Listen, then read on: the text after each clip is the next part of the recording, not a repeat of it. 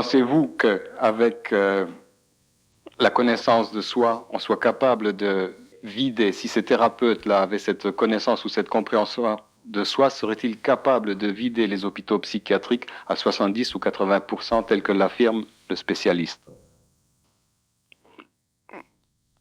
Dans un sens profond, général, universel, oui. Effectivement, si les thérapeutes avaient une conscience profonde des mécanismes de l'âme, de la psyché humaine, ils pourraient aider à un rétablissement suffisamment rapide de la conscience de l'âme. Mais ça va beaucoup plus loin que ça.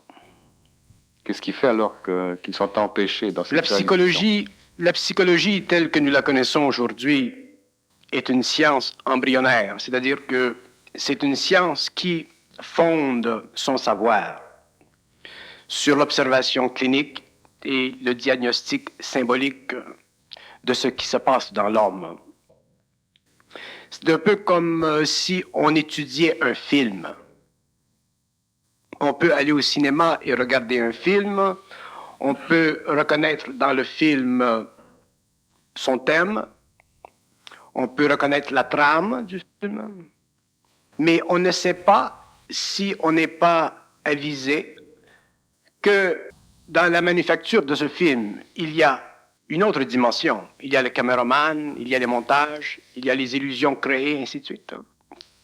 Et le problème de la psychologie aujourd'hui, c'est que lorsqu'elle regarde l'homme, elle le regarde comme un film et elle essaie de comprendre à l'intérieur de ce cinéma l'envergure de la thématique psychologique. Mais elle ne réalise pas que derrière le film, il y a toute la fabrication de l'homme et là, la psychologie sombre dans une sorte de d'aisance intellectuelle. Elle sombre dans un effort de bonne volonté vis-à-vis l'homme et elle est obligée, dans les cas très très difficiles, d'utiliser des outils, des moyens tels la chimie pour donner à ce film une sorte de rythme qui convient suffisamment afin que le film lui-même ne saute pas de la bobine. La psychologie, à la fin du XXe siècle, sera obligée, comme tous les hommes, de vivre une transformation profonde. Une science n'est jamais séparée de l'être humain. Une science ne vit jamais d'elle-même. Une science ne possède jamais ses propres ailes. Une science est toujours proportionnelle au développement de l'individu, au développement de la race, au développement de la nation. Et les psychologues aujourd'hui qui fonctionnent dans leur science d'une façon plutôt collective seront obligés éventuellement de fonctionner d'une façon totalement individuelle, c'est-à-dire ils seront obligés eux-mêmes de plonger dans les grandes profondeurs du psychisme humain afin d'ouvrir les portes qui permettent finalement à ces gens de voir que derrière le film, au cinéma, il y a caméraman, il y a des intelligences, il y a de l'intelligence, il y a des forces que nous disons aujourd'hui occultes parce que nous sommes encore à un stade extrêmement primitif de l'intelligence et que nous avons perdu le pouvoir de voir et de trafiquer avec l'invisible.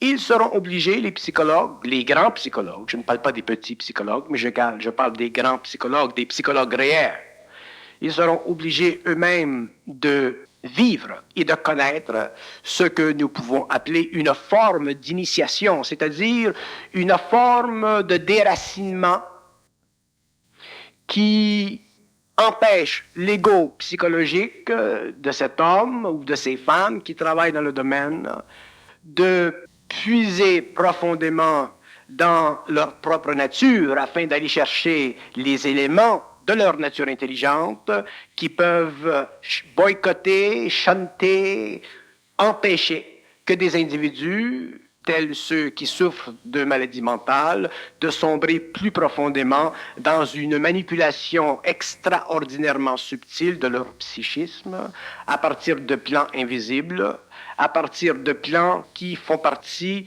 du subconscient de l'homme. Autrement dit, la psychanalyse a fondé énormément d'espoir sur sa capacité d'investiguer la psyché humaine en étudiant symboliquement le subconscient de l'homme. Le rêve a été pour le psychanalyste une toile de fond lui permettant de voir, d'observer et de diagnostiquer des aspects de l'homme qui convenaient à des couches de conscience qui sont en général en dehors de son champ normal de conscience diurne. Mais le psychologue nouveau, la nouvelle science de la psychologie, la future science de la psychologie ou son orientation éventuelle, sera tellement différente de celle que nous connaissons, justement parce que le psychologue aura osé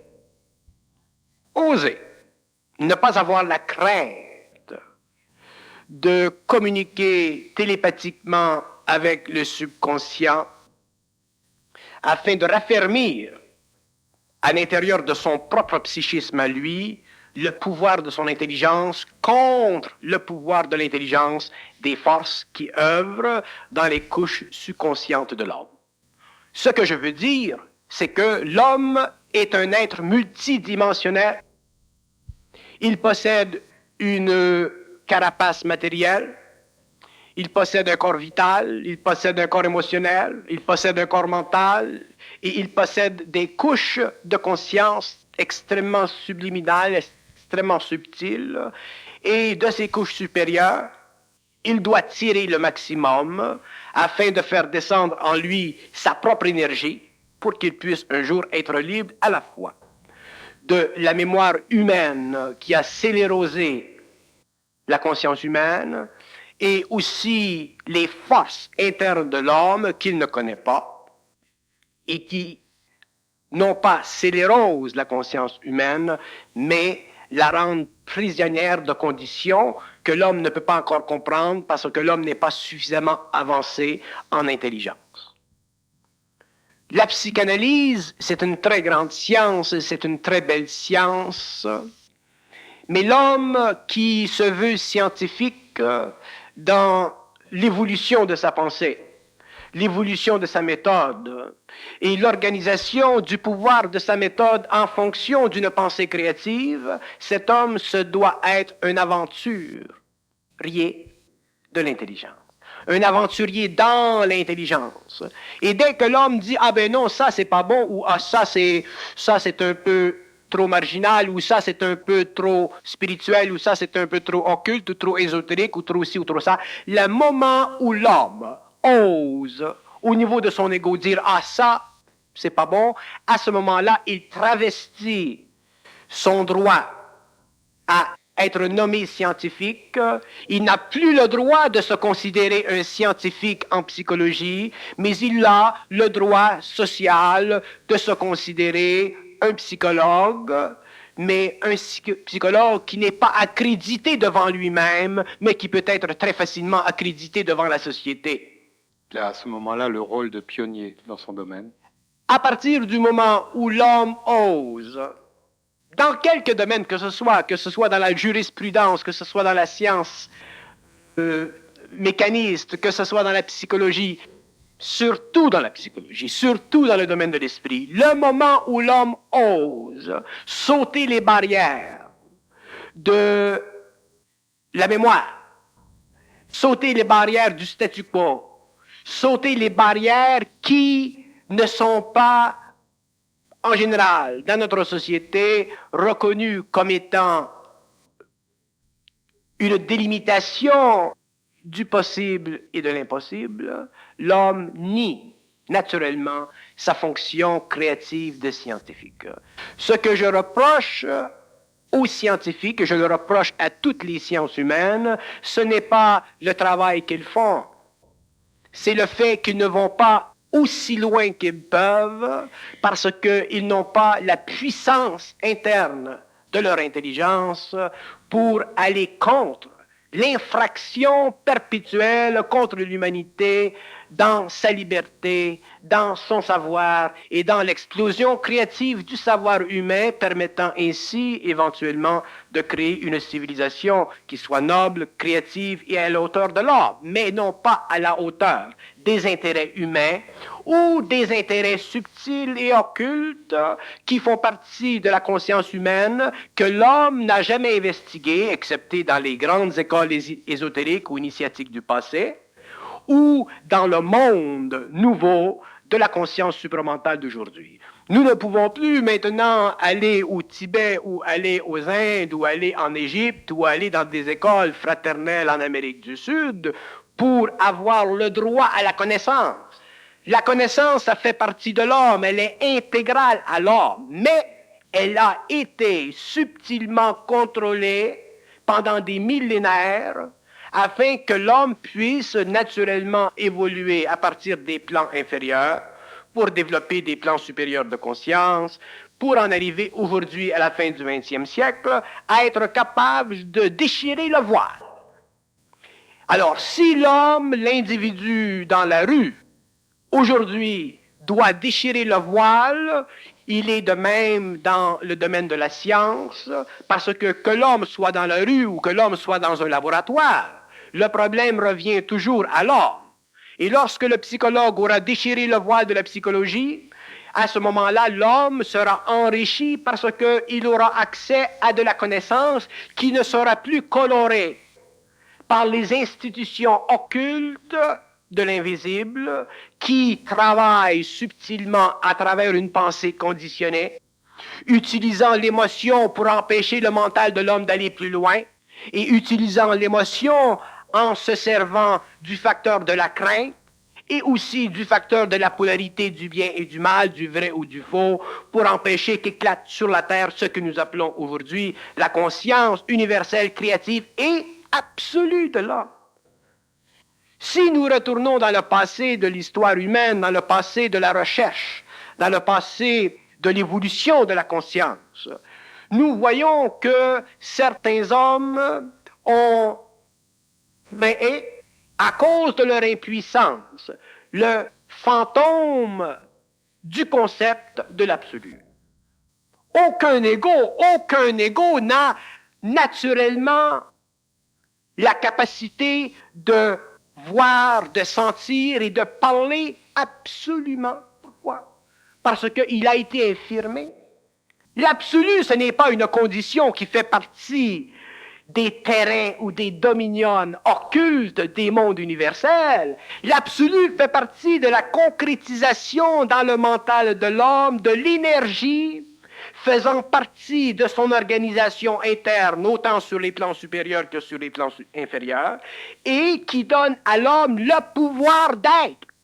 L'homme ne pourra jamais être, il ne pourra jamais savoir ce que c'est que d'être, il pourra espérer le découvrir, il pourra espérer le trouver philosophiquement, spirituellement, mais l'homme ne pourra jamais être tant qu'il n'aura pas osé être absolu. Et être absolu, ça veut dire quoi? Être absolu, ça ne veut pas dire être absolu dans le sens moraliste, éthique de l'ancienne civilisation. Être absolu, ça veut dire être capable de confronter à la fois les dieux et les hommes dans la réalisation, dans la création d'idées, de concepts qui proviennent de l'organisation énergétique de l'homme.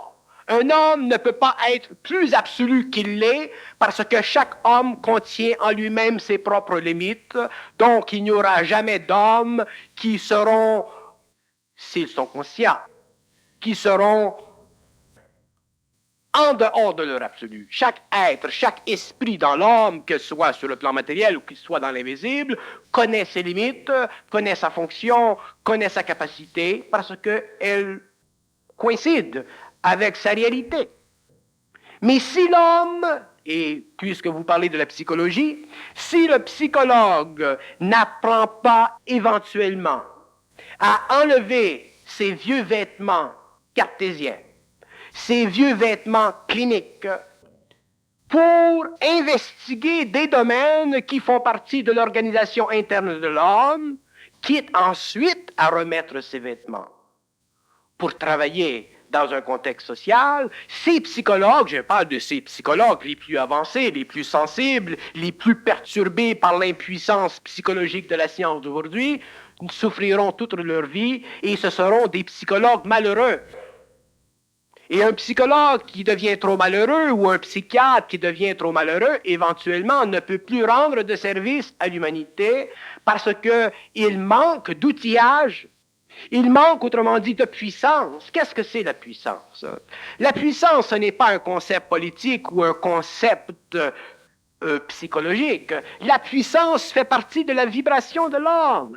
La puissance fait partie de la caractéristique innée de l'homme, mais manifestée dans un plan quelconque pour permettre à l'homme, sur ce plan, de donner de l'expansion à sa réalité, à sa civilisation. C'est ça de la puissance.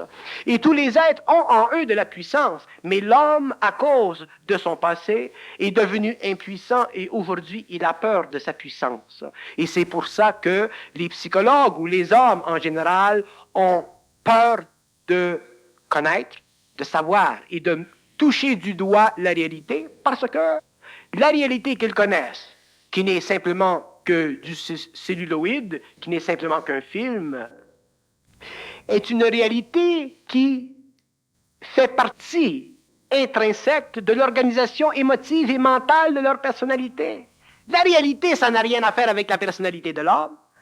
La réalité, ça n'a rien à faire avec le concept intellectuel de l'homme, avec l'état émotif de l'homme. La réalité, c'est la puissance dans l'homme qui veut traverser le mental et l'émotion pour le transmuter et donner à l'homme le visage qui lui est sien, c'est-à-dire le visage qui lui permet de se connaître lui-même, de connaître les hommes, d'aider les hommes, de créer avec les hommes, d'instruire les hommes et de faire descendre sur le plan matériel de notre civilisation une science qui, dans le passé, a été cachée, qui, dans le passé, a été utilisée seulement par les plus grands adeptes de l'humanité, mais qui, à la fin du 20e siècle, doit être utilisée par tous les hommes en potentiel. Quand je dis de tous les hommes en potentiel, je veux dire qu'il y aura effectivement une évolution. Ces choses-là ne peuvent pas se faire dans une instantanéité. Il y a de l'évolution.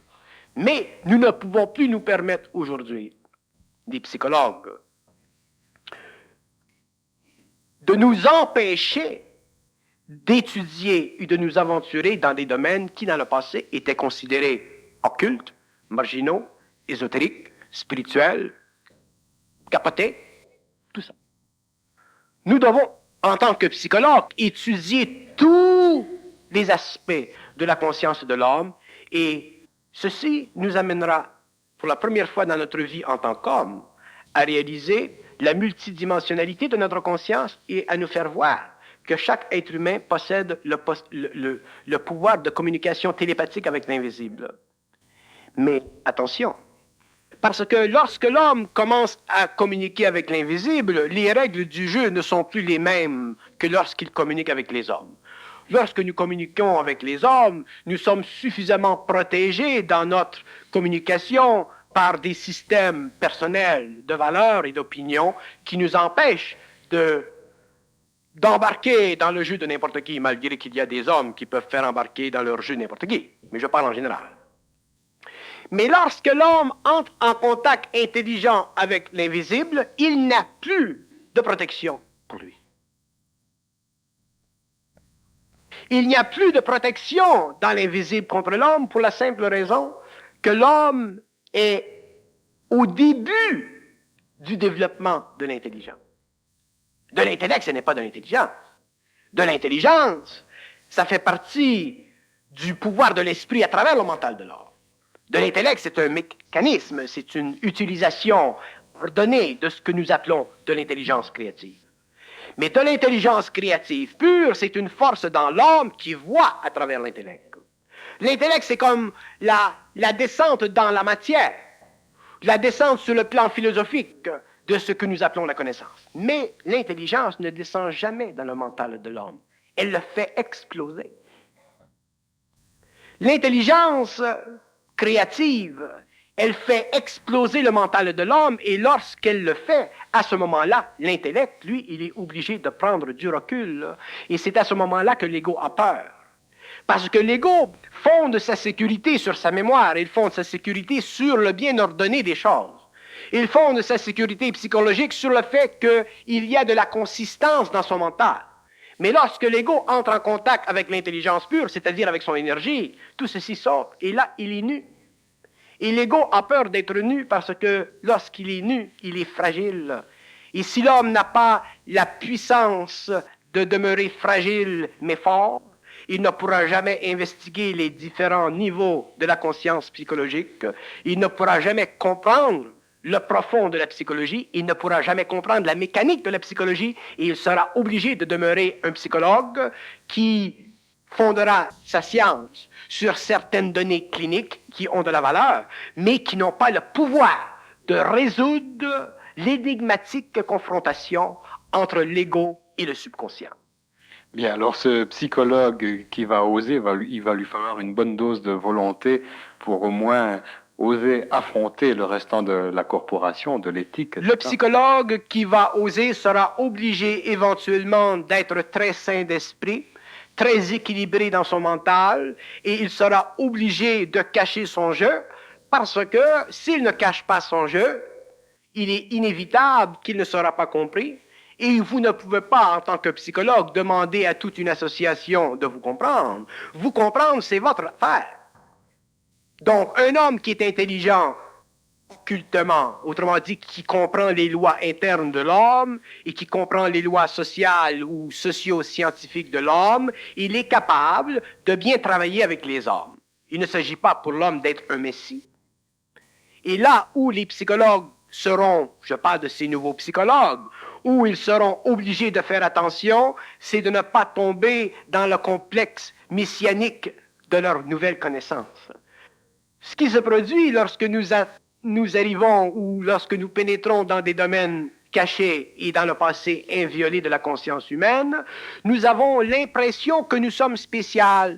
Nous avons l'impression que nous sommes des êtres choisis. Tout ceci, c'est une affabulation émotive dans notre mental. C'est une illusion de notre ego. Et nous ne pouvons pas blâmer les hommes ou les psychologues qui nous entourent de mal réagir à notre manque de comportement et à notre manque de maturité. Et c'est pourquoi les hommes qui seront capables de s'aventurer dans cette dimension de la réalité psychique de l'homme devront être très sains d'esprit, très humbles et aussi capables de traduire ce qu'ils savent dans des formes ou des formules qui conviennent à la psychologie de ceux qui ne sont pas, pour toutes sortes de raisons, prêts à entrer dans ces domaines extrêmement obscurs de l'homme. Un homme qui est intelligent, un homme qui est dans son intelligence, s'il n'est pas capable de se mettre au niveau de tous les gens qu'il rencontre, il n'est pas dans son intelligence. Il est dans l'impression de son intelligence. De l'intelligence, ce n'est pas coloré. De l'intelligence, ce n'est pas quelque chose qui est préférentiel à l'ego. De l'intelligence, c'est une énergie qui traverse l'homme, que l'homme ou que l'ego est obligé de supporter parce que ça fait partie de sa fusion avec elle. Donc, il n'y a pas de gloire dans l'intelligence.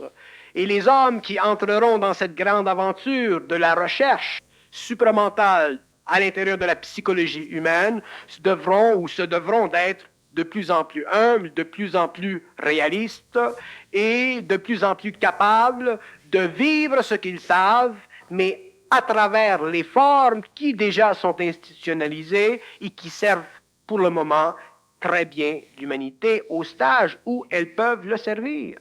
Maintenant, quelle est la différence entre la psychologie actuelle et la science psychologique du mental dont vous parlez? La science psychologique du mental, c'est une science. Un homme qui entre dans la définition catégorique de l'absolu vis-à-vis la psyché.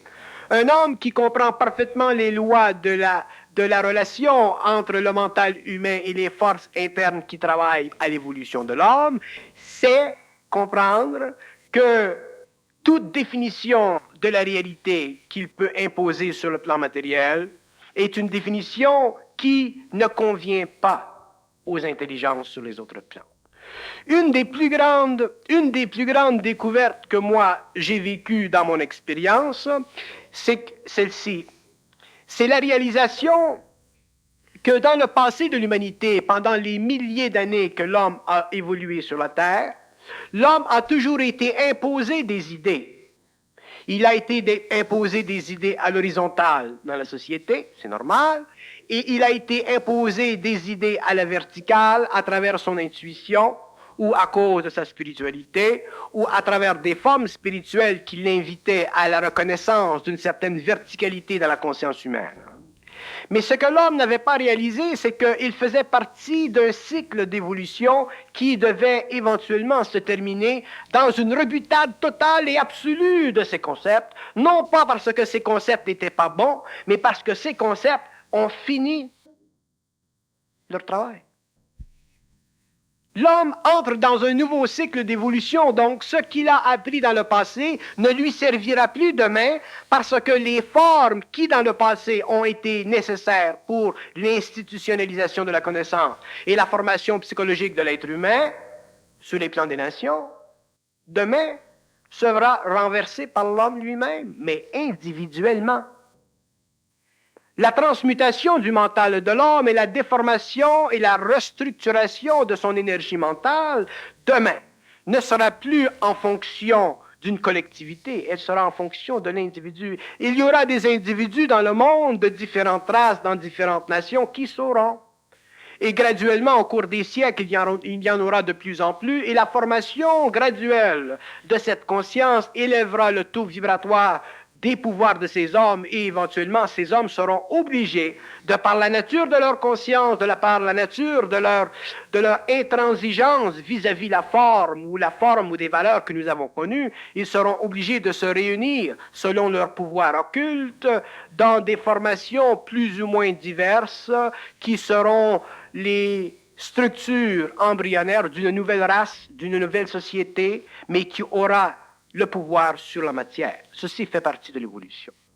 Donc, nous devons aujourd'hui, à la fin du XXe siècle, commencer les hommes ou les psychanalystes ou les gens qui s'occupent de la psyché, nous devons commencer à revisiter notre monde mental.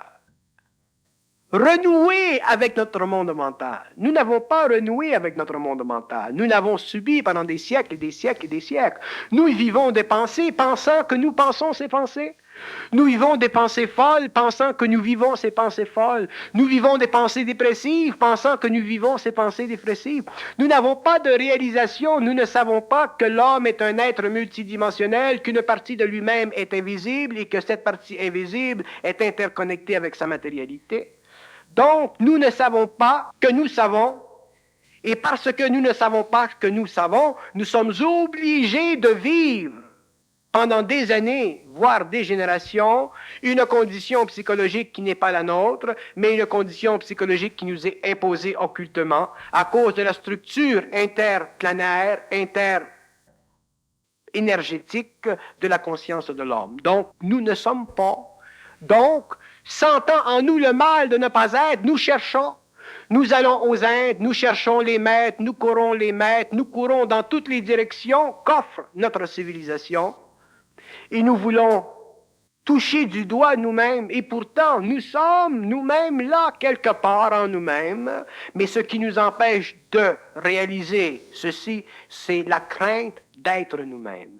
Nous avons peur d'être nous-mêmes. Et un homme qui est dans sa conscience, un homme qui est dans sa réalité, un homme qui vit son intégralité, ne peut pas avoir peur d'être lui-même parce que quand il est lui-même, il est bien. Et parce que nous avons peur d'être nous-mêmes, nous nous bloquons à notre énergie et le cercle vicieux recommence et se perpétue pendant des générations. Et nous enseignons à nos enfants la même chose, de sorte que l'humanité, de père en fils ou de mère en fille, continue à être impotente, infirme, et lorsque la vie est difficile, lorsque les chocs viennent, nous courons à d'autres hommes qui sont dans l'optique que nous avons, les seules personnes capables de nous aider. Et heureusement qu'elles existent, ces âmes, et heureusement qu'elle existe, la science de la psychologie. Mais ce qu'elle doit reconnaître un jour, c'est qu'elle vient bientôt à un terme avec elle-même. Toutes les sciences viennent à un terme avec elles-mêmes. La mécaniste ou la science mécanique de Newton est arrivée à un terme avec elle-même lorsque Einstein est arrivé dans le monde. Lorsque l'homme entre en contact avec une nouvelle dimension de l'intelligence scientifisée, il est obligé de reprendre un souffle, de se recycler. Mais si nous ne voulons pas nous recycler parce que nous avons peur de perdre nos jobs, ou parce que nous avons peur de perdre nos opinions, ou parce que nous avons peur de perdre nos idées, ou parce que nous avons peur d'être tout nus, mais nous pouvons garder nos haillons. Je peux vous dire une chose. Et cette chose, elle est très simple. Demain, l'homme de demain, l'homme nouveau, se construira par lui-même et il n'aura aucune aide extérieure à lui-même. Il y aura extérieur à lui-même de la connaissance, de l'instruction, des façons de voir, mais l'homme se construira par lui-même. Il ne pourra plus être construit par la société ou par les forces internes en lui qui sont inconscientes, subconscientes et impuissantes d'intelligence. Quel serait le travail préparatoire à cette prise de pouvoir interne? Le travail préparatoire, il fait partie de mon activité, il sera certainement l'expression dans un certain temps par d'autres personnes. Je ne suis pas la seule personne dans le monde à savoir quelque chose. Mais il faut que les hommes, à un certain moment, soient capables d'absorber le choc que crée cette préparation. Nous ne pouvons pas, créer une nouvelle pelouse sur une ancienne pelouse. Nous devons déraciner l'ancienne pelouse et ensuite placer une nouvelle. Mais nous voulons une nouvelle pelouse par-dessus l'ancienne. Nous voulons du vin neuf dans une vieille urne. Nous voulons, mais nous ne pouvons pas. Nous pouvons, mais nous ne voulons pas. Nous sommes l'expression infantile d'une incapacité créative naturelle. Nous sommes des êtres qui sommes liés à une laisse. Nous ne voyons pas la laisse naturellement, mais chaque être humain a une laisse. Mais elle est tellement longue, cette laisse, que nous disons, ah, nous sommes libres, nous faisons ce que nous voulons dans la vie. La vie, elle est belle. La vie, elle est belle jusqu'au moment où nous perdons notre job, où nous perdons notre enfant, où nous perdons quelque chose. La vie, elle est belle. Nous sommes des êtres attachés à l'invisible. Et un jour, l'homme doit briser le contact, le lien, la laisse avec l'invisible. Et où commence l'invisible dans l'homme? À travers ses pensées. Lorsque moi, dans mes rencontres, dans mes séminaires avec des gens, je rencontre des jeunes personnes de 17, 18 ans qui viennent me dire, « Monsieur Bernard, je suis rien, moi. Je suis de la merde. Je ne suis pas bon. Je suis paresseux. » Des jeunes qui n'ont même pas eu encore la chance de tester s'ils sont bons ou s'ils ne sont pas bons. Mais des jeunes qui sont le produit de l'implantation dans leur mental à cause de leur sensibilité, de leur spiritualité, de pensées qui ne sont pas créatives, de pensées qui ne sont pas les leurs. Et je dis à ces jeunes, j'ai dit, demandez à vous-même dans votre tête si réellement vous n'êtes pas bon, si réellement vous êtes ceci. Et ils s'aperçoivent qu'il y a un silence. Pourquoi il y a un silence dans la tête de l'homme, dans le mental de l'homme, lorsqu'il est confronté par un homme comme moi qui connaît et qui peut parler et qui peut dévisager l'invisible? Parce que les intelligences sur ces plans savent qu'ils ne peuvent pas mentir à ce qui est intelligent. Mais ils peuvent mentir à ce qui est ignorant. Donc, notre intelligence, quel que soit son panache, elle est de l'ignorance. Sous une forme ou une autre. Je parlais il y a quelques minutes avec mon ami Michel Maillot. Il me disait, et il avait entièrement raison, il disait, je ne me rappelle plus tellement comment il disait, mais il disait, je ne me rappelle plus. En tout cas, je reviendrai sur ce qu'il disait. Je n'ai pas beaucoup de mémoire. Mais ce qu'il disait, c'est intelligent. Il disait ceci, qu'il y a des intellectuels qui ne sont pas intelligents. Il y a des gens qui ne sont pas intellectuels, mais qui sont intelligents. C'est ça qu'il disait. Et il avait raison. Et nous, les hommes, à cause de la malformation psychologique de notre culture, à cause de la déformation de nos besoins, de nos valeurs, nous sommes obligés ou nous sentons le besoin d'être intelligents intellectuellement afin d'avoir un peu au moins de certitude que nous avons un peu de cette chose que nous appelons de l'intelligence. Maintenant, cette laisse ou ce lien, est-ce que ce ne serait pas le cordon astral, la corde d'argent, c'est quoi sa fonction? Et est-ce qu'on va pouvoir la couper? On l'a jamais coupée, on a coupé le cordon ombilical à la naissance, mais la corde d'argent. Oui, nous serons, d'ailleurs, la liberté de l'homme, elle est là. Nous serons capables de briser, de couper ce cordon. Moi, j'ai pris 14 années de ma vie pour couper ce cordon, en pleine conscience de la réalité de son effet. Même si le cordon, pour moi, n'était pas sur le plan astral, qu'il était sur un autre plan, il était quand même là. L'homme ne peut pas se permettre d'être coordonné à qui que ce soit. L'homme ne peut pas se permettre d'être coordonné à qui que ce soit humain, que ce soit invisible astral ou que ce soit invisible mental. L'homme doit être libre. Mais pour qu'il soit libre, il faut qu'il réalise l'illusion dans toutes ses formes. Et Dieu sait si les illusions dans l'homme sont multiples. Il doit réaliser l'illusion dans toutes ses formes, et ceci se fait petit à petit, parce que l'homme ne peut pas être rendu libre trop vite, parce qu'il ne pourra pas supporter cette liberté. Parce qu'il est trop habitué, de par sa mémoire, d'être téléguidé. Nous sommes téléguidés. La téléguidance, elle existe depuis très longtemps. Nous sommes téléguidés. Et ce n'est que lorsque l'homme cesse d'être téléguidé qu'il prend possession de sa volonté, de son intelligence et qu'il connaît l'amour réel. Mais avant ceci, notre volonté, notre intelligence et notre amour ne sont pas réels. Ce sont des aspects en évolution. Et un jour, ces aspects doivent être en harmonie intégrale avec l'homme. À ce moment-là, le subconscient n'existe plus. Le pouvoir manipulatif du subconscient n'existe plus et l'homme peut facilement traiter avec toute la dimensionnalité de son être et naturellement bénéficier de sa conscience supplémentaire. Maintenant, le cordon astral, il correspond à quoi Le cordon astral, il correspond à tout ce que vous considérez égoïquement valable. Tout ce que l'homme considère égoïquement valable, ça fait partie du cordon astral.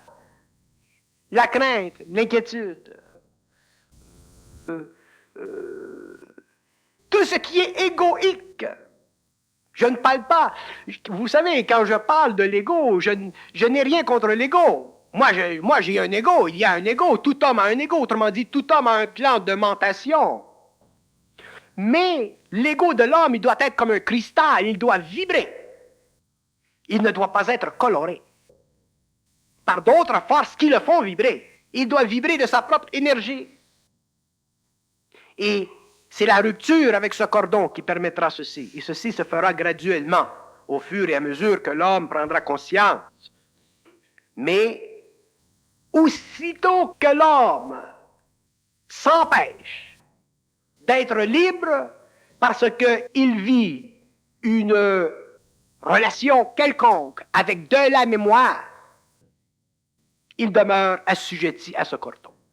Et ce n'est pas facile de réaliser ceci parce que ça fait partie du continent obscur de l'homme, ça fait partie du continent noir de l'homme, ça fait partie d'une jungle que l'homme n'ose pas explorer par lui-même. Nous sommes des citadins du monde, nous sommes très à l'aise dans la ville.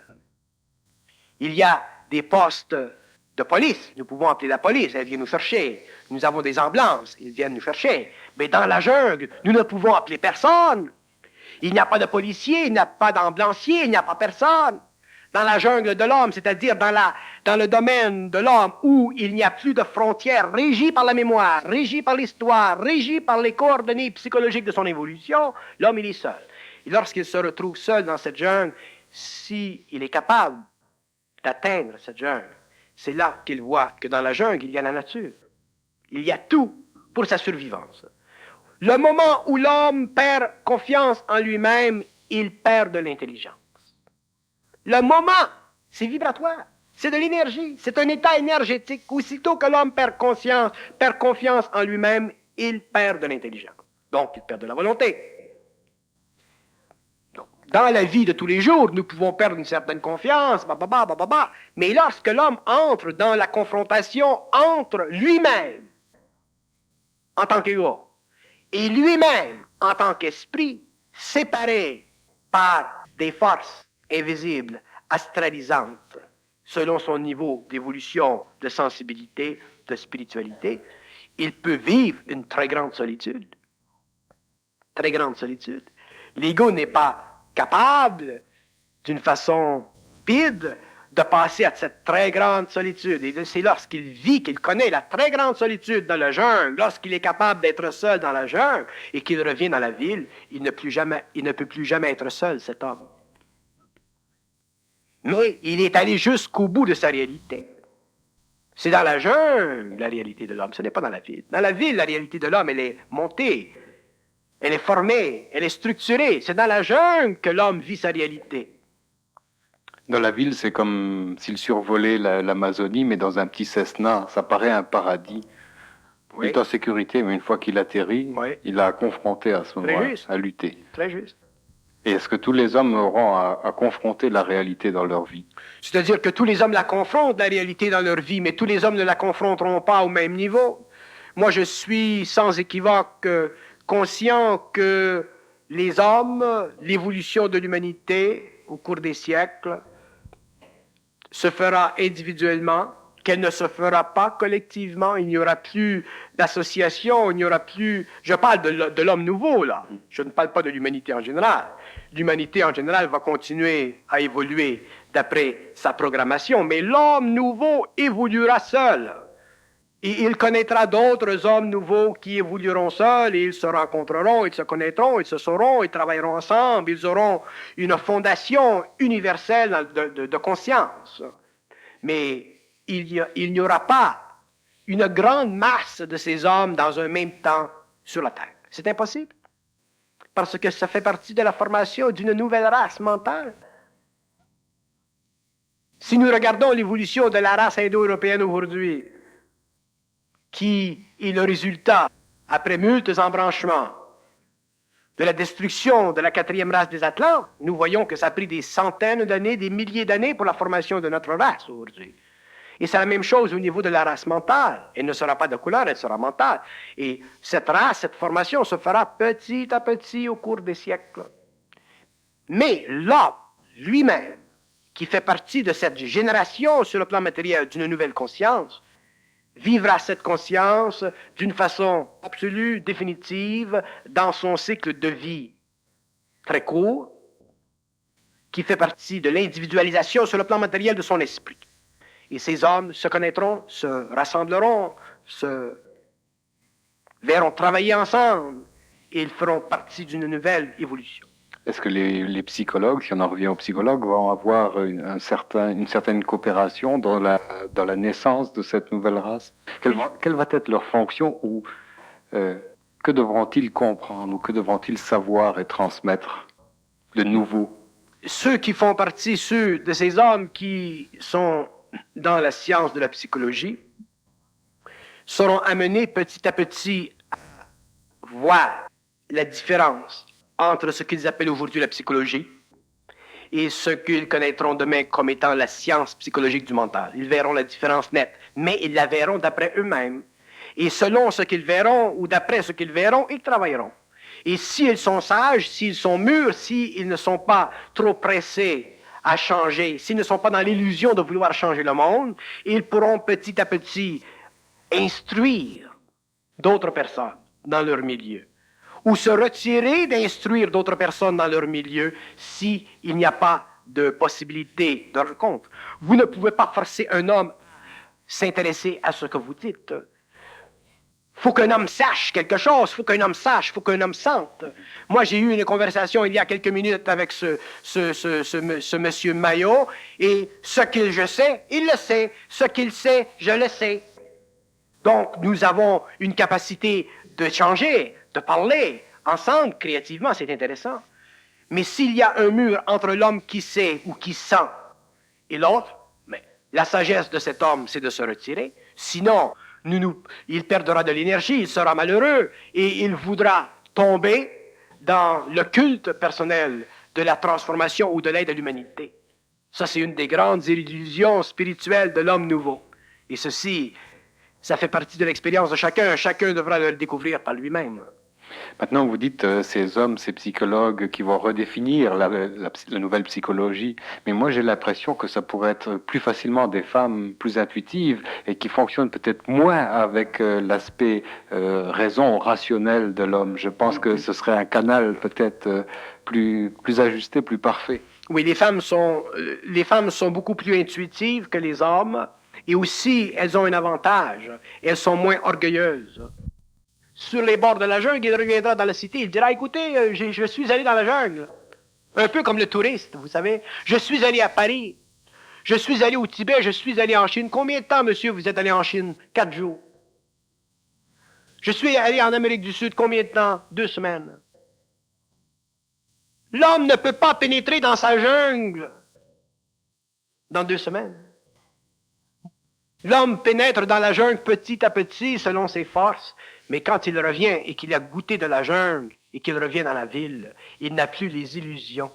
Parce que la jungle, ce n'est pas comme le désert. Dans la jungle, on ne vit pas de mirage. Le mirage, il est éclaté constamment dans la jungle.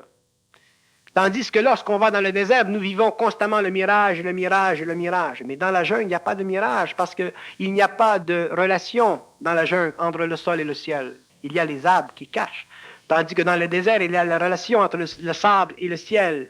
Et il y a automatiquement le mirage. Dans la jungle, il n'y a plus de mirage. Il y a peut-être un peu de mirage au début, mais lorsque l'homme pénètre dans les fonds, dans le cœur de la forêt, il n'y a plus de mirage. Et quand il revient dans la ville, il est très, très calme, très serein, très mûr. Et il sait qu'il ne peut pas parler dans la ville des anacondas qu'il a convertis, des forces qu'il a manipulées, parce que dans la ville, on ne croirait pas ces histoires.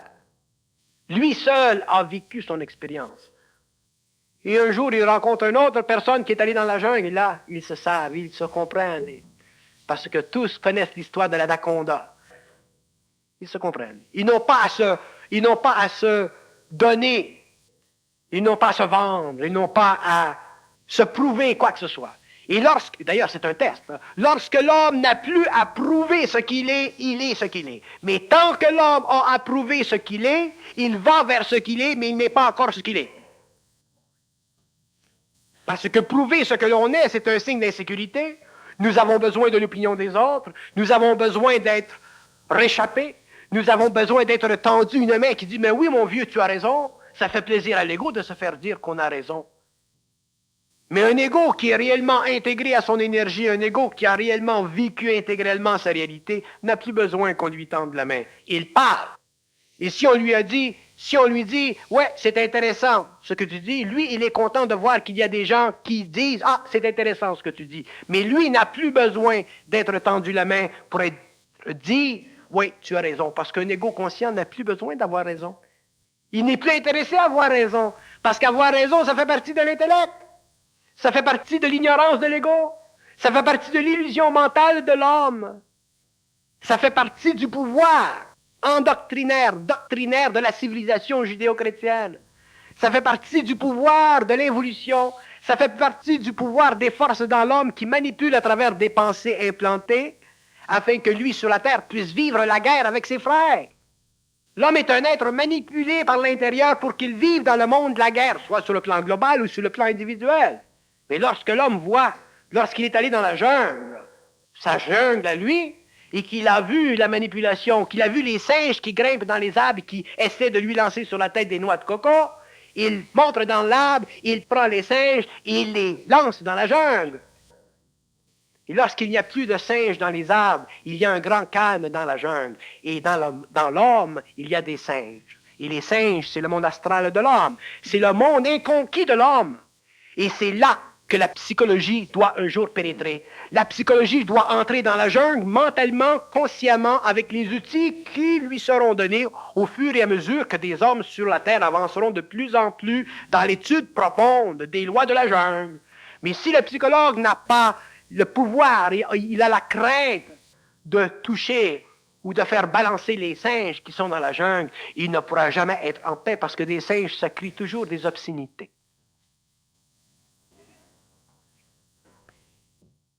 Alors, si on allait voir de près ces tribus de chimpanzés et d'orang-outans, là, psychologiquement, elles correspondent à quoi, au niveau émotif?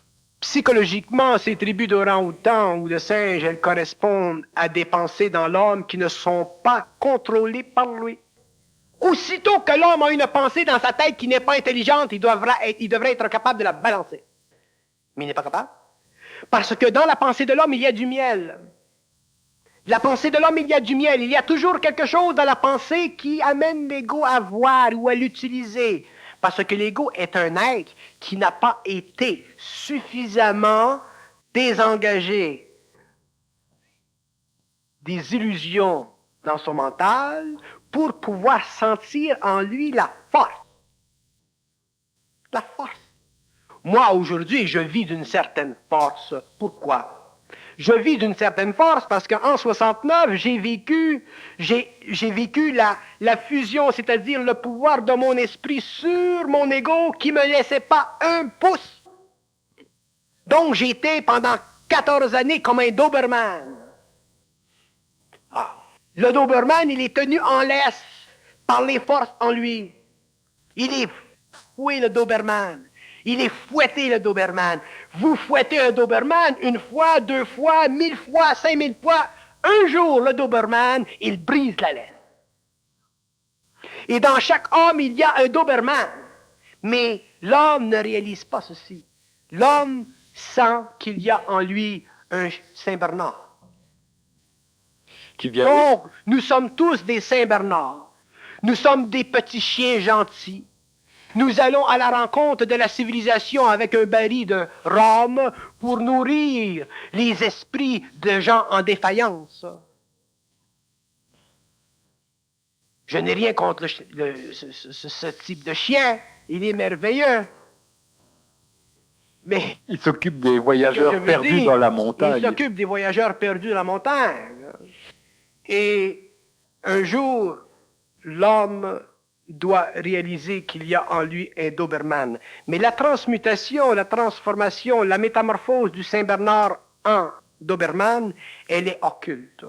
Et elle commence à partir du moment dans la vie de l'homme où il sent que ses pensées sont du matériel qui ne sont pas créatifs. Si le matériel n'est pas créatif dans le mental de l'homme, il doit le voir. Et c'est à partir de ce moment-là qu'il commence à réaliser la manipulation.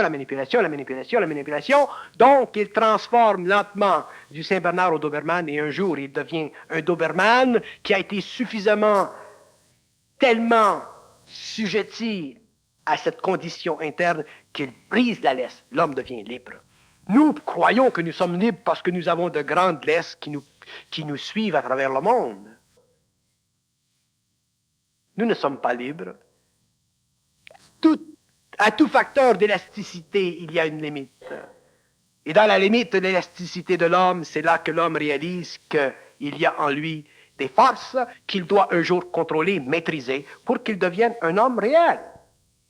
Dans le passé, nous n'avons pas été amenés à réaliser ceci parce que dans le passé, nous n'étions pas encore arrivés au cycle de l'évolution.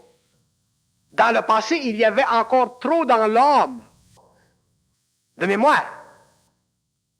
Et maintenant que nous sommes dans un temps où l'homme prend conscience des mécanismes subtils, occultes de sa conscience, en dehors de la normalité psychologique de sa science, c'est là que l'homme commence à comprendre la réalité de l'homme nouveau.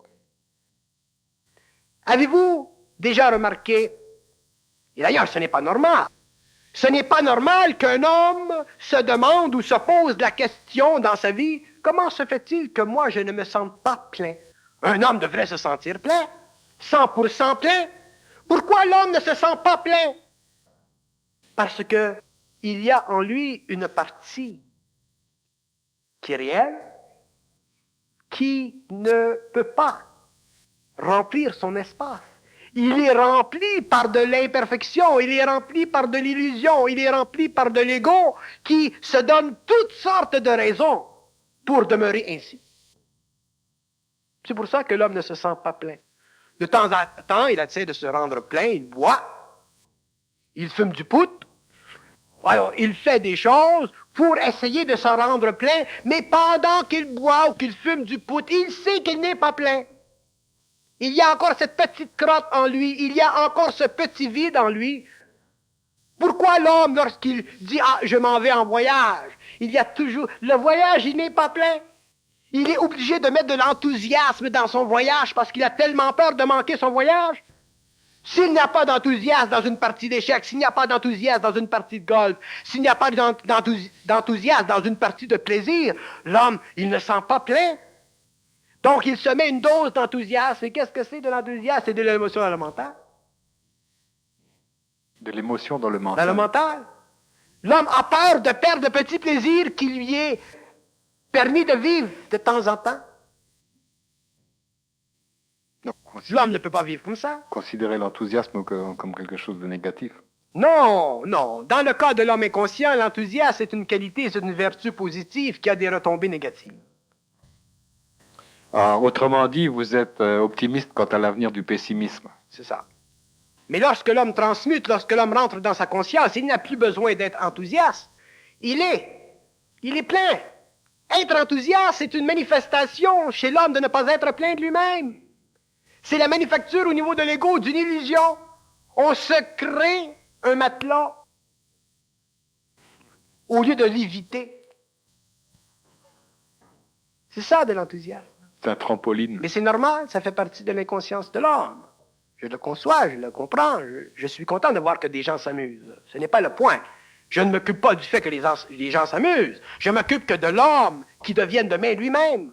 Lorsque l'homme demain, allez pas loin, vous parlez d'enthousiasme. Ceux qui ont vu les maîtres, vous avez déjà vu des maîtres s'enthousiasmer? Les maîtres au Tibet ne s'enthousiasment pas.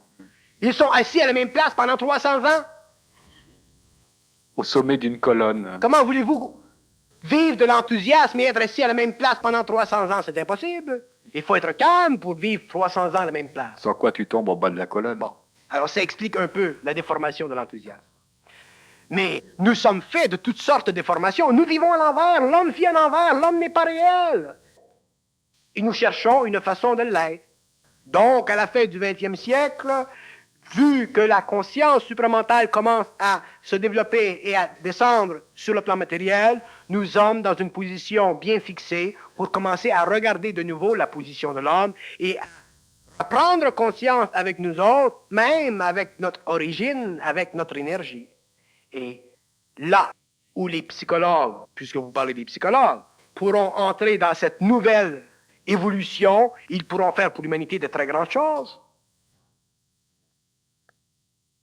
Vous savez qu'un homme conscient peut facilement parler avec des entités sur d'autres plans qui affectent le mental aliéné d'un individu et n'ont pas de pouvoir contre lui.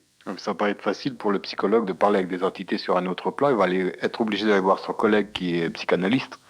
Mais oui, effectivement, mais si je parle de l'évolution, éventuellement la psychologie, la science de la psychologie telle que nous la connaissons aujourd'hui deviendra extrêmement occulte, c'est-à-dire qu'elle deviendra extrêmement réelle. Ce sera normal pour le psychologue de pouvoir travailler d'une façon directe avec des aspects internes de l'homme qui aujourd'hui ne sont pas intégrables dans notre psychologie formative. Ce sera normal. Et alors, lorsque ce sera normal, il y aura certainement d'autres nouvelles écoles de psychologie, mais ce seront des écoles indépendantes. Les psychologues demain, dans 10 ans, 15 ans, 50 ans, 70 ans, qui formeront des nouveaux centres de sciences psychologiques sur la Terre, seront totalement indépendants. Ils ne seront pas en relation diplomatico-culturelle avec des associations qui sont branchées et qui sont fondées sur une appartenance sociale. Ce seront des individus. Donc, si vous voulez rencontrer tel psychologue dans ce temps-là, vous irez dans tel pays, ce type-là, il sera là, et il travaillera avec d'autres personnes qui sont réellement capables de travailler à ce niveau-là, et ils seront indépendants. Vous savez, il y a des hommes, nous parlons de la psychologie, mais ça existe dans tous les domaines, il y a des hommes qui sont limités dans leur créativité à cause des associations auxquelles ils appartiennent. Il y a des médecins qui voudraient faire quelque chose qui ne peuvent pas parce que dans l'association, ça ne va pas bien. Vous avez des architectes qui voudraient faire quelque chose d'extra. Ils ne peuvent pas, l'association ne le permet pas. Et il y a du bon là-dedans parce que les associations ou ces formations globales d'individus professionnalisés ont la fonction de protéger un peu contre les écarts un peu souvent douteux de chaque individu. Donc c'est normal, il y a une continuité, ça protège le patrimoine, donc il y a du très bon dans ceci. Mais le point que je veux faire, c'est ceci. C'est que là où l'homme sent que sa créativité, elle est minée parce qu'il appartient à un cadre, il doit un jour avoir la puissance interne de se rendre libre afin d'exprimer dans le monde sa liberté créative. Sinon, il sera malheureux dans ce cadre. Il sera un architecte malheureux, il sera un médecin malheureux, il sera quelqu'un de malheureux. Vous ne pouvez pas changer les infrastructures psychologiques des associations professionnelles. Elles sont nécessaires, elles sont là pour empêcher les abus, elles sont là pour empêcher les charlatans, elles sont là pour toutes sortes de bonnes raisons. Mais je parle, moi, à l'individu. Je parle de l'individu. Je ne parle pas de la conscience collective scientifique de telle branche. Et ceci fait partie de l'évolution.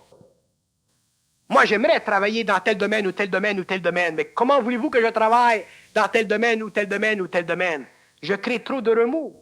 Donc, je n'ai pas le plaisir de travailler avec des hommes qui sont très intelligents. Je n'ai pas le plaisir. J'aimerais travailler avec des hommes. J'aimerais qu'on me dise, bon, monsieur Bernard, vous voulez venir donner une conférence, nous expliquer des aspects dans l'économie, dans la politique, J'aimerais, mais je ne peux pas parce que je fous tout en l'air. Et je ne fous pas tout en l'air parce que je veux foutre tout en l'air, je fous tout en l'air parce que tout doit être foutu en l'air. Non pas parce que ce qui existe n'est pas bon, mais parce que ce qui existe doit être transformé. Mais... Alors qu'on aurait tendance à vouloir tout cristalliser pour nous sécuriser. Effectivement, on veut fossiliser, on veut cristalliser pour nous sécuriser. Donc, comme je ne suis pas un messie, que je n'ai pas l'intérêt de l'être et l'intention de l'être, à ce moment-là, je me retire et je travaille avec des gens, personnellement, individuellement, je fais ce que je fais. Est-ce que vous avez des... Ah, tiens, on va changer de sujet là. Terminer notre heure et demie. Un autre article encore hier. Je ne sais pas si ça va vous dire quelque chose, mais je la pose, la question. Les scientifiques détiennent la preuve expérimentale de l'existence du quark T. T pour top. Scientifiques du Centre européen de recherche nucléaire à Genève ont annoncé jeudi matin qu'ils avaient recueilli la preuve expérimentale de l'existence du quark T, le dernier représentant de la famille des quarks, composants fondamentaux de la matière dont l'existence était prévue par les théories de physique. Est-ce que ça vous dit quelque chose, ça, le quark T? Les scientifiques découvrent toujours la dernière frontière de la science. Ils passent leur temps à redécouvrir et à découvrir et à découvrir. Donc, ils vont continuer. Ils vont continuer. Si nous croyons aujourd'hui que nous pouvons, à l'aide de l'extension sensorielle, à travers des machines, explorer la finitude de la science, c'est une illusion. Parce que la science, elle est infinie puisque le cosmos est infini. Et la science, elle est directement proportionnelle à l'infinitude de l'universel. Le scientifique, dans 50 ans, sera obligé de renverser complètement ses théories sur la relativité afin de commencer à comprendre parfaitement la relation entre la gravité, le magnétisme et les quarks. L'homme devra définir, le scientifique ne peut pas continuer indéfiniment à travailler avec des concepts qui sont déjà fondés sur une approximation de ses observations énergétiques. Qu'est-ce que c'est le magnétisme? Qu'est-ce que c'est la gravité? Qu'est-ce que c'est l'atome? Qu'est-ce que c'est le quartz? Qu'est-ce que c'est le quarté? L'homme doit définir ces choses, mais en fonction de son intelligence et non plus demain en fonction de l'expérimentation. Einstein, quand il est arrivé avec sa théorie de relativité, il l'a fait à partir du mental. Ensuite, elle a été dans la matière, prouvée. C'est ça. C'est à partir du mental que l'homme découvrira les liens entre l'invisible, le matériel, l'infinité et les trous dans l'infinité. Il y a des trous dans l'infinité. Les trous de l'infinité coïncident avec l'approximation graduelle de la rencontre scientifique qui étudie la possibilité énergétique de ces particules, qui ne sont pas en fait des particules. Un quartz n'est pas une particule, ce n'est simplement que le tremblement à l'intérieur d'un éther subatomique de force qui crée un feu, et ce feu est reconnaissable comme étant un quartz. Nous devons définir la réalité de la matière comme nous pouvons définir la réalité de l'esprit. Nous devons définir les réalités en fonction de notre progression intelligente à travers les éthers qui font partie de notre conscience. Existe dans l'homme différents plans qui constituent la nature même du cosmos. Existe dans l'homme tout ce qui est dans le cosmos, donc existe dans l'homme l'énergie capable de transposer dans la forme ou dans les mots ou dans la science l'écriture que nous retrouvons dans le cosmos sur le plan de l'évolution de la conscience atomique à partir des plans les plus inférieurs aux plans les plus subtils. Même l'atome, un jour, devra être décomposé pour être reconnu comme étant non pas une particule conceptualisée à l'intérieur d'un modèle atomique ou d'un modèle solaire, mais une particule qui revient à l'expression constante d'un absolu qui est le remplacement instantané d'un éther par un autre. Lorsqu'un éther s'interchange par osmose avec un autre osmose, il y a la création dans notre monde de ce que nous appelons un atome. L'atome n'existe pas dans le cosmos supramental. L'atome n'existe pas dans les plans où la lumière n'existe pas. L'atome n'existe que là où il y a de la lumière. Et c'est en dehors des mondes de la lumière que doit vérifier l'homme, que doit vérifier l'esprit ou l'intelligence de l'homme, afin de constituer une science inébranlable qui devient une infrastructure pour la science plus solide, pour la science plus dogmatique, pour la science plus mesurable. Il y a des hommes qui ont le pouvoir dans le monde de se dématérialiser. Donc, s'ils se dématérialisent, ils passent d'un plan à un autre et qu'ils amènent sur un autre plan la continuité de leur conscience à la fois minérale, astrale, mentale et vitale, c'est qu'il y a dans l'homme une capacité de transposer le temps. Et l'homme commencera à composer avec la science d'une façon perpétuelle lorsqu'il aura compris les lois du temps. Et la science aujourd'hui ne comprend pas les lois du temps. La preuve, c'est que dans l'équation énergétique d'Einstein, la vitesse de la lumière, elle est utilisée pour établir une relation harmonieuse entre le débit énergétique et la densité matérielle. Lorsqu'en fait, la lumière est assujettie au temps. Si l'homme était capable de transposer le temps dans un autre temps, il serait capable de se passer de la lumière et de donner à l'énergie une infrastructure absolue d'où il pourrait lui-même aller chercher des forces inouïes qui sont les forces utilisées par des intelligences dans d'autres mondes pour construire les galaxies, pour construire les planètes. Comment pensez-vous que les planètes sont construites? Pensez-vous que les planètes sont construites comme la science le croit, comme étant le produit accumulatif là au cours des grandes périodes de temps, après le grand Big Bang? Les planètes sont construites à partir de la mentation de certaines intelligences qui sont en dehors du temps et qui se servent du temps pour construire et donner aux alliances atomiques, c'est-à-dire à la conscience atomique, suffisamment de cohésion pour créer dans des temps inférieurs à eux-mêmes ce que nous appelons des systèmes solaires.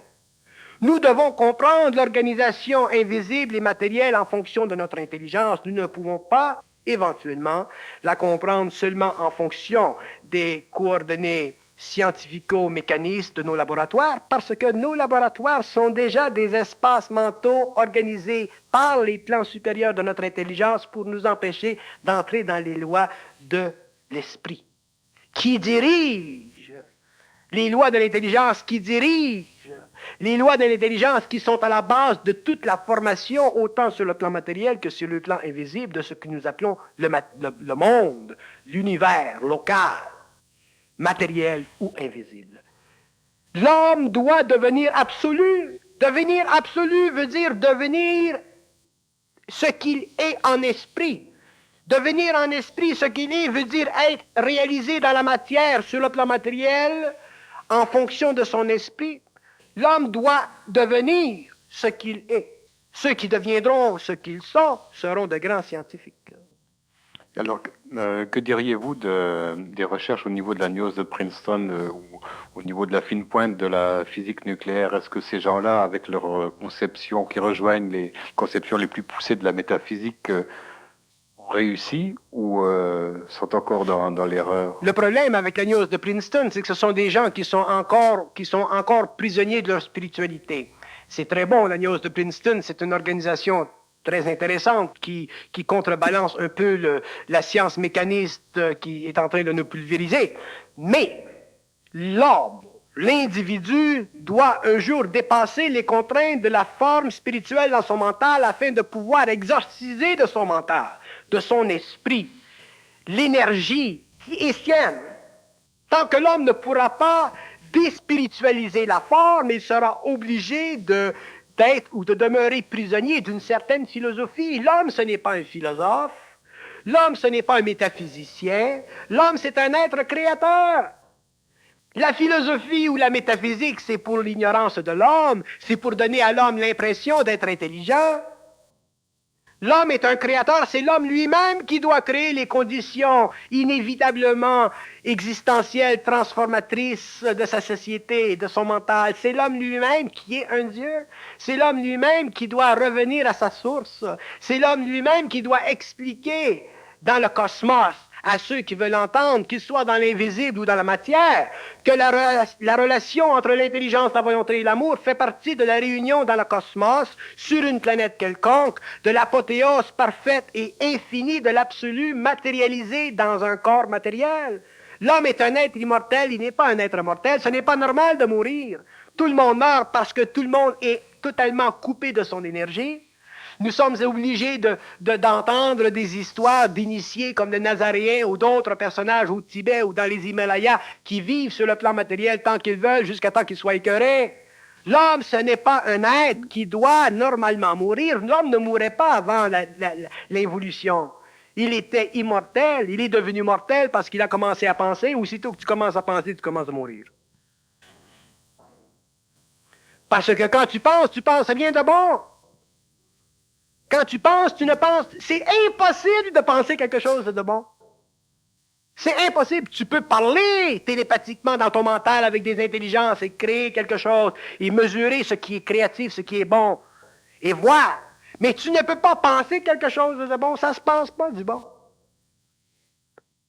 Ou, si je veux renverser ceci, je vais dire, du bon, ça se pense, mais c'est pas assez, ça prend du créatif. Le créatif n'est ni bon ni mauvais, il est créatif. Nous voulons penser du bon ou nous pensons du mauvais. Mais ce que nous ne savons pas, c'est que dans le bon, il y a du mauvais, dans le mauvais, il y a du bon. La vérité, c'est l'envers du mensonge. Le mensonge, c'est l'envers de la vérité. Ceux qui entreront dans la conscience évolutive de la nouvelle évolution réaliseront ceci. Il n'y a rien de plus menteur que la conscience planétaire de l'homme. Il n'y a rien de plus mensonger que le contact entre l'homme et les sphères. Il n'y a rien de plus mensonger que le contact entre l'homme et les sphères. Le mensonge fait partie des forces qui ont été utilisées pour la transformation de l'homme, pour la descente de l'homme de la matière, pour l'organisation éventuelle d'un corps émotionnel, d'un corps mental. La pensée de l'homme n'est pas nécessaire demain, dans les siècles qui viennent. L'homme ne pensera plus. Il parlera, il communiquera par télépathie, mais l'homme ne pensera plus dans sa petite bolle. Penser à quoi? Penser à des questions? Penser qu'on est des vauriens? Penser qu'on est des créatures du bon Dieu? Penser qu'on n'est pas intelligent? Qu'est-ce qu'on pense? Et si à ce moment-là, il vient un flash, une pensée qui est puissante, on la met de côté parce qu'on dit, je ne peux pas dire ça à mes amis, les psychologues, ils vont me rentrer dans la grande bâtisse. Là. Donc, aussitôt que l'homme pense quelque chose, c'est-à-dire que quelque chose de son esprit vient fracasser la mémoire, il se replie sur lui-même, il devient infirme. Nous sommes tous des infirmes.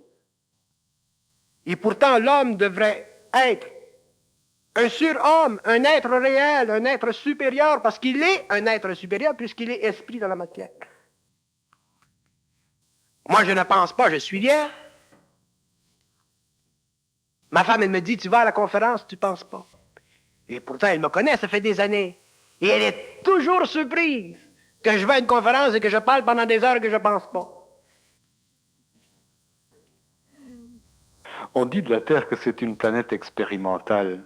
Alors ça, c'est encore une fois le genre de propos de gargarisme là. Vous savez, je vais vous dire une chose, dans l'évolution future, dans l'évolution de la pensée supramentale, dans les livres qui viendront éclairer l'homme, nous verrons que nous serons confrontés à des concepts qui sont très, très neufs, très nouveaux. Nous verrons qu'il y a une très grande réalité pragmatique dans l'organisation invisible et matérielle de l'homme. Nous verrons que l'homme, effectivement, vit sur la Terre une conscience expérimentale. Nous sommes des êtres en expérience. Nous n'avons pas de conscience créative. Nous sommes expérimentaux. Nous sommes comme des animaux dans un laboratoire. C'est ça, ce que je veux dire, il n'y a pas de quoi s'en réjouir parce que les cobayes non, il n'y a d'expérimentation... pas de quoi s'en réjouir et pourtant on s'en réjouit. On s'en réjouit parce que dans le laboratoire, il y a tellement de labyrinthes, vous comprenez, on a l'impression qu'on est bien. Les murs de la prison sont tellement éloignés de nous qu'on marche en rond et on croit qu'on est libre. C'est une conscience expérimentale que nous vivons. Tous les initiés le savent, tous ceux qui sont plus ou moins près d'eux-mêmes le savent, même les entités le savent. Et les entités le savent tellement qu'elles ont présentement la crainte. D'ailleurs, c'est ce qui se produit présentement. C'est le grand danger de l'humanité parce que plus l'homme va se conscientiser, plus de l'autre côté, on va s'énerver. Elles sont énervées de l'autre côté parce qu'elles ont une job, là, ils n'en ont plus. Vous vous imaginez qu'est-ce que c'est quand vous perdez votre job? Surtout en temps de crise. Hein? En tant que crise. Et elles se demandent qu'est-ce qu'on va faire maintenant? Qu'est-ce qu'on va faire? Alors, quand on commence de l'autre côté à s'énerver, sur la terre, il y a de la merde. Qu'est-ce que c'est? C'est l'insanité, la maladie mentale, parce qu'on veut garder le bonhomme, on veut le garder dans les règnes, on veut le garder dans la manipulation. Et on se servira de tout, hein? De tout, de tout, de tout. Le Nazaréen, quand il disait à la fin du cycle, il parlait pas comme ça dans ce temps-là, il disait à la fin des temps, mais à la fin du cycle. À la fin du cycle, ne croyez pas. C'est inouï ce qu'on fera. Et vous savez, ce qui sera utilisé, c'est ce qui est de plus noble dans la civilisation judéo-chrétienne. Nous avons une très belle civilisation, les Occidentaux. Elle est différente des autres. C'est une très belle civilisation. Ce que l'homme occidental a pu faire, c'est inouï. Mais le plus beau, le sacré, lorsque nous parlons du sacré, le Christ, le Nazaréen ou d'autres personnages, je ne sais pas moi. Tout ce qui est maintenu par nos grandes religions chrétiennes sera bafoué, sera utilisé contre l'homme. Vous savez ce qui se passe dans votre tête quand un homme se fait dire, parce qu'il est sensible et qu'il est spirituel, qu'il se fait dire que c'est le Christ qui lui parle? Tu vas t'obstiner? Hein? Difficilement. Hein? C'est toute une expérience pour un individu qui est encore ignorant, qui se fait dire c'est le Christ qui te parle. Là. Va à Londres, là, il y a des putains, il y a des prostituées à Londres, va les tuer parce que c'est pas bon ça. Le type il s'en va avec le couteau, il va. Hein? Donc ces forces utiliseront tout. Et ça c'est ma plus grande tristesse. Et c'est ma plus grande tristesse et en même temps c'est mon plus grand combat. C'est ma lutte. C'est ma lutte. Et je lutterai jusqu'à temps que je serai sur le plan matériel. C'est écœurant. C'est pour ça que nous ne pouvons plus nous protéger à l'intérieur des doctrines bienveillantes de nos sciences philosophiques, métaphysiques, psychologiques. Il n'y a plus de protection. Nos religions ont perdu le pouvoir parce qu'il y a eu tellement de transformations sur le plan psychologique de l'homme. Nos psychologies sont en train de perdre le pouvoir parce que le psychologue sera obligé d'aller plus loin. Donc tout, l'homme est à la limite, l'homme arrive à la limite, et la limite de l'homme, c'est l'homme lui-même. C'est un phénomène d'entropie, c'est-à-dire que plus l'énergie se dégrade, plus il y a de désordre. Exactement. L'homme doit revenir sur lui-même. Combien de fois nous avons une idée que nous savons intelligente, nous avons peur de la vivre.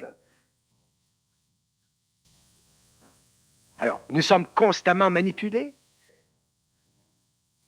Aujourd'hui, je peux facilement parler dans un public et parler de manipulation, mais il y a 25 ans, on m'aurait pris pour un fils de Satan. Ça va loin. l'homme, l'être humain doit un jour prendre contrôle de son énergie.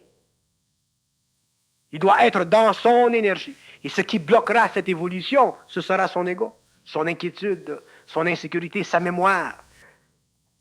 Tout, c'est complexe. Tout ce que les psychologues essaient de transformer le mieux qu'ils peuvent.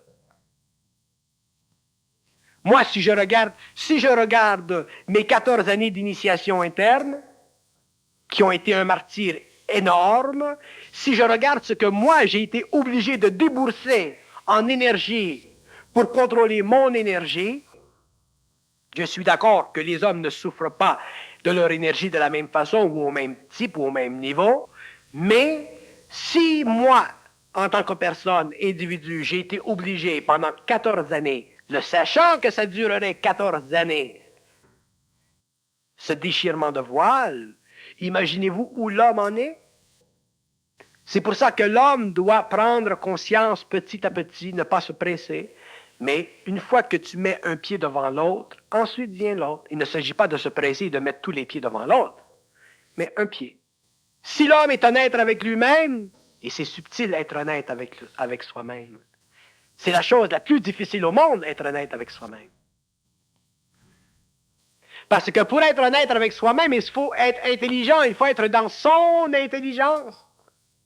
Pas dans sa mémoire, dans son intelligence. Alors, si l'homme réussit petit à petit, quel que soit le temps, à demeurer honnête avec lui-même, ne pas se chanter de pauvre, il grandira en intelligence. Mais l'évolution de l'homme nouveau, ce ne sera pas comme dans le passé. Dans le passé, nous allions voir des maîtres, nous allions visiter des maîtres, nous allions dans des associations. Dans l'âge qui vient, dans le prochain cycle, cette transformation, ce feu interne de l'homme qui doit faire éclater toutes les parois de sa conscience, se fera chez lui, dans sa propre maison. Si le temps était venu pour vous de léguer l'héritage de votre savoir, à qui le légueriez-vous? Aux philosophes, aux religions, aux psychologues ou aux scientifiques? Je ne le léguerai à personne. Je le léguerai à des gens que je sais intelligents. Souvent des gens simples, mais des gens que je sais intelligents. Mais disons que si un aspect de votre travail était recueilli, mettons, par un de ces groupes scientifiques, ou si quelqu'un pouvait en bénéficier au niveau de la science. Un homme qui n'est pas intelligent ne peut pas utiliser mon travail. Un homme qui n'est pas sensible, qui n'est pas près de lui-même, qui n'est pas trop orgueilleux, qui n'est pas un homme qui veut réellement voir à travers d'autres choses que peut-être d'autres hommes ont réussi à sortir de la terre sombre de l'humanité. Un homme tel que ceux-ci, tel que ces hommes, pourrait travailler. Mais vous ne pouvez pas travailler si vous n'êtes pas réel. Un homme qui travaille ou qui utiliserait mon matériel s'il n'est pas réel, il va se rendre fou. Parce que mon matériel n'est pas donné à l'homme, n'est pas véhiculé à l'homme pour le plaisir de son ego. Lorsque je parle, je ne parle pas à l'ego de l'homme, je me foute de l'ego de l'homme. Je parle à l'esprit de l'homme. Et l'esprit est derrière l'ego, et l'esprit a de la difficulté à vibrer, parce que l'ego est trop coloré. Mais lorsque l'ego se décolore, lorsque l'ego prend la maturité, lorsque l'ego devient de plus en plus relationnel avec son esprit, avec son intelligence, autrement dit, je déteste le mot esprit, avec son intelligence, à ce moment-là, là, il y a possibilité d'échange. Là, un homme peut utiliser ce travail dans différents domaines. Je travaille aujourd'hui en psychologie, demain je travaillerai en sciences, mais avant que je puisse travailler en sciences, il faut que je travaille en psychologie. Jamais je ne ferai d'efforts pour aller dans le domaine de la science trop loin, à part de ce que je fais présentement, parce que ce serait de la moutarde. Moi, je ne suis pas intéressé à expliquer à des scientifiques les lois de l'antigravité ou les lois du magnétisme ou les lois de l'espace et du temps ou de raffermir les théories équationnelles einsteiniennes. Je ne suis pas intéressé parce que je ne veux pas que l'on utilise des informations ou des connaissances contre l'homme. Donc, il faut qu'il y ait de l'épuration, il faut qu'il y ait des changements, il faut qu'il y ait moi-même dans ma propre vie, il faut qu'il y ait un changement au niveau du transport de mes connaissances. D'ailleurs, je ne donnerai jamais mes connaissances ou la connaissance à laquelle j'ai accès par voie naturelle, verbale, physique. Je me servirai toujours d'un autre plan pour entrer en communication avec des scientifiques sur le plan de la science. Parce qu'en entrant en communication avec des scientifiques sur le plan de la science, en passant par un autre plan, j'empêche que la personnalité planétaire de cet homme utilise ce matériel pour la convoitise et contre l'humanité. Donc, si c'est fait sur un autre plan, déjà, ils sauront qu'ils ont affaire à une réalité ou à une dimension de la réalité qu'ils ne peuvent pas trafiquer et qu'ils ne peuvent pas aller contre.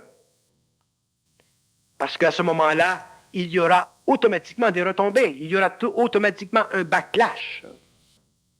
L'homme ne sera jamais permis d'utiliser les grands secrets de la science nouvelle de façon destructive et pour son bien-être personnel, égocentrique.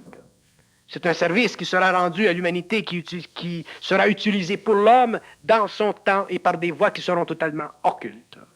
Mais en attendant, il est nécessaire que l'homme soit préparé sur le plan psychologique pour entrer de plus en plus dans des domaines de la science du mental qui sont de plus en plus occultes, c'est-à-dire de plus en plus voilés, c'est-à-dire de plus en plus en dehors des limites que nous nous sommes imposées à cause de notre mémoire et à cause de notre assujettissement à l'historicité et à la connaissance sociale ou culturelle ou nationale qui a servi pendant des siècles à nous donner un certain équilibre, une certaine orientation. Bien, alors notre temps est écoulé pour cette première partie. On va faire une pause d'1 quart d'heure et on revient dans 15 minutes. Merci beaucoup Bernard de Montréal.